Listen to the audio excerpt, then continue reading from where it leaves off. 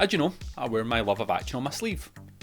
Yes, I can enjoy things that are a bit deeper, might make you think about your life or the world a wee bit different, but my first and true love is action. I grew up with the stuff, from the big names from the 80s and 90s, the Sylvester Stallones, the Arnold Schwarzeneggers, the Jean-Claude Van Damme, but something changed. As I grew up, my love of action kinda died away a little bit. I was maturing, but my guys Arnie, Stallone, the muscles from Brussels weren't. They were trying to capture the magic of the glory days, kinda failing at it. So this was it, an end of an era. Here, how good was John Wick though?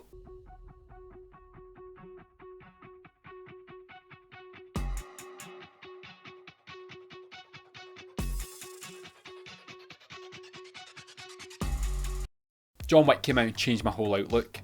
It sparked the flame and my love of action films came back, stronger than ever. This was an action film that wasn't a piss take of the genre. Its action had matured, the thing that I wanted, and it oozed cool from start to finish. Oh, quick note, why is every action star called John? John Wick, John Matrix, John McClane, John Connor, John Rambo, just to name a few. Why do they have a monopoly on action star names? What about our Bernards? Our Normans, eh? Eh?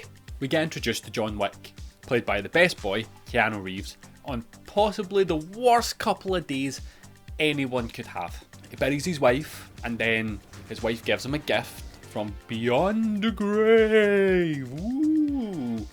Of the cutest little dog ever. I mean, just look at his face is so cute.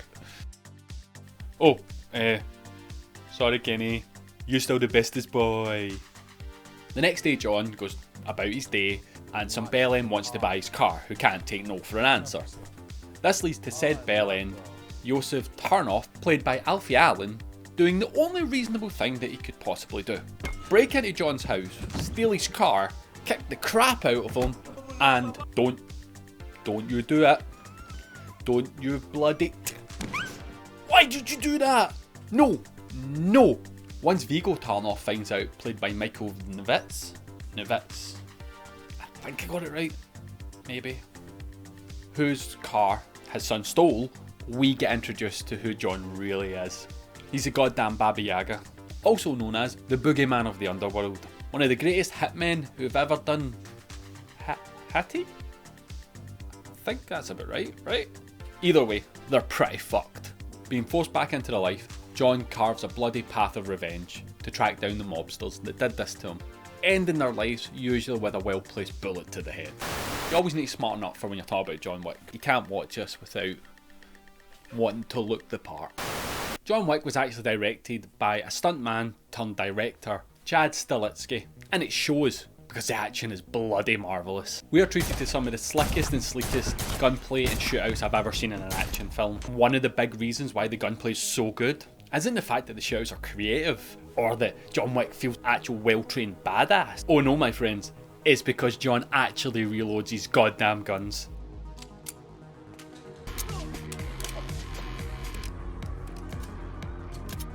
I know, crazy, right? And those reloads actually become part of the story of the fights, of him trying to find these wee tiny moments to actually get his gun reloaded, or having a guy taking his moment, his opportunity, when John Wick's reloading his gun to have a fist fight, and John scrambling to get rid of him so he can reload his gun and shoot him in the goddamn head. Oh man, it's just something else. I know that this sounds a bit odd, me getting so excited over guns reloading, but bear with me.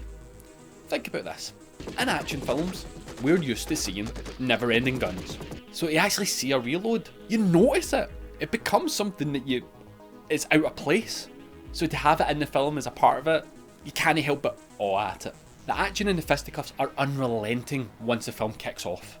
It's a non-stop, heart-pounding action ride from start to finish. And the hand-to-hand stuff gave me that oh my god feeling when I first seen The Bourne Identity. This kind of close quarters combat is less flashy, a bit more impactful, a bit more real feeling. But unlike the Bourne films, John Wick actually pulls the camera out for more than, half a second so you can see what's going on. So you get to see how weighty every punch is, every kick, every throw. It doesn't have that floatiness that can happen in action films, where even though the guys may be big and tough, his punches don't have any oomph. They fly by and then the guy just drops to the floor. But it doesn't feel like he got hit. We have to give Keanu Reeves props though. He does a huge chunk of the stunts in this film, especially the fighting and the gunplay. There's something about that just draws you in more when you have these long sequences of events and the camera doesn't cut away to show you the actor's face. You get to see it as it happens. You get to see it through the fight, which keeps you way more immersed, because sometimes that cutaway can be so drastic that you go, oh, that was obviously stuntmen fighting. Still really cool to watch, and respect for stuntmen because the shit that they can do is unbelievable. But it is sometimes immersion breaking, and to see it like this is so good. If you've not watched it, go see Keanu Reeves train for the pew pew shooty bits, because it is terrifying how good he is at it, and it's well worth your time. The fights, the shootouts, the gunplay, the stunts had me at hello. I was kept on the edge of my seat, my heart pounding from start to finish. And that's a good action scene. They're not boring, they keep you moving, and they keep you wanting more. I just want to bring up one of the best sequences in this film is in the nightclub. It is superbly choreographed action, but it also comes with this banger.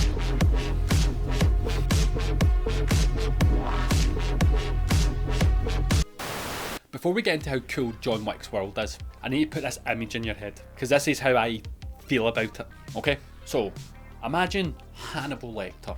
Bear with me. Not that one. Mads Mikkelsen's Hannibal Lecter. Throwing dinner parties, and just how sophisticated he is. Now, take him and give him a new job. Say, the manager of a hotel. That's how sophisticated the John Wick universe is. The underworld is based around a hotel called the Continental, which is a little safe haven for hitmen and other underworldy people to go when they're working. As the rules of the Continental do say, no business can be conducted on these premises lest incurring heavy penalties. I'm actually so glad I have a shirt and tie on right now, because I'd feel so underdressed if I didn't after hearing that. In the hotel, you don't pay for things with money. Oh goodness no. Money is for commoners. You pay for things in gold coins, because of course you bloody do. I love the fact that if you want a set of cleaners to come in and dispose of your dead bodies, you have to phone up a dinner reservation. I love the fact to get into the nightclub within the hotel, you have to pay with gold coins. It's just so fucking cute. South Park joke. It was such a clever idea actually to build this world like this, because now I am more intrigued about the world around it than I am about John Wick. I want to see more. I want to see more of the world, which they do in John Wick 2. After talking about that, I suddenly feel like I need to get myself a new suit. Odd. John Wick's a blast from start to finish, and I love it. It got me so hyped the whole way through, to the point I was actually shouting at John to kick some ass. It may go down as one of the greatest action films ever. Oh, those words actually came out my mouth. I hope Terminator 2 didn't hear me. Oh no. Well, I'll need to evaluate my whole life now, and my choices. So, as always, thanks for watching. Till next time.